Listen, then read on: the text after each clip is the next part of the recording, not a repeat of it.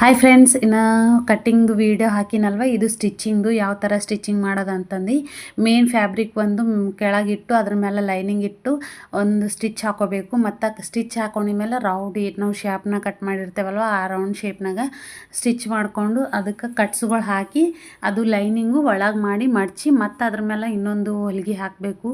ಈ ಥರ ಮಾಡೋದ್ರಿಂದ ಫಿನಿಶಿಂಗು ಚೆಂದ ಬರ್ತದೆ.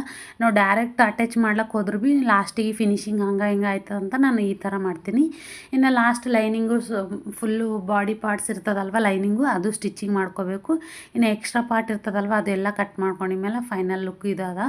ಅದೇ ಥರ ನಾವು ಫ್ರಂಟ್ ಪಾರ್ಟ್ ಭೀ, ಇದು ನಾನು ಮಾಡ್ಕೊಂಡಿದ್ದು ಬ್ಯಾಕ್ ಪಾರ್ಟು, ಇದು ಫ್ರಂಟ್ ಪಾರ್ಟ್ ಭೀ ಅದೇ ಥರ ಬ್ಯಾಕ್ ಫಸ್ಟ್ ಫ್ರಂಟ್ ನೆಕ್ಕು ಸ್ಟಿಚ್ ಮಾಡ್ಕೊಂಡ್ಮೇಲೆ ಒಳಗೆ ಸೈಡ್ ಲೈನಿಂಗ್ ಮಾಡಿ ಮತ್ತು ಫುಲ್ಲು ಬಾಡಿ ಎಲ್ಲ ಲೈನಿಂಗ್ ಹಾಕ್ಕೊಂಡು ಇನ್ನು ಸ್ಟಿಚ್ ಮಾಡಿಕೊಂಡು ಇನ್ನು ಬ್ಯಾಕ್ ಬಂದು ನಾನು ಈ ಥರ ಡಿಸೈನ್ ಮಾಡೀನಿ. ಅಂದ್ರೆ ಸೀರೆಗಿಂದೇ ಬಾರ್ಡರ್ ಬರ್ತದಲ್ವ, ಅದು ಕಟ್ ಮಾಡಿ ಅದಕ್ಕೆ ಡಿಸೈನ್ ಕೊಟ್ಟು ಅದಕ್ಕೆ ಮತ್ತು ಲೇಸ್ ಹಾಕೀನಿ ಸ್ಯಾರಿ ಕಲರು. ಈ ಥರ ಬಂದದ ಸ್ಟಿಚ್ಚಿಂಗು ನಂದು. ಯಾವ ಥರ ಆಗ್ಯದಂತ ಇಷ್ಟ ಆದ್ರೆ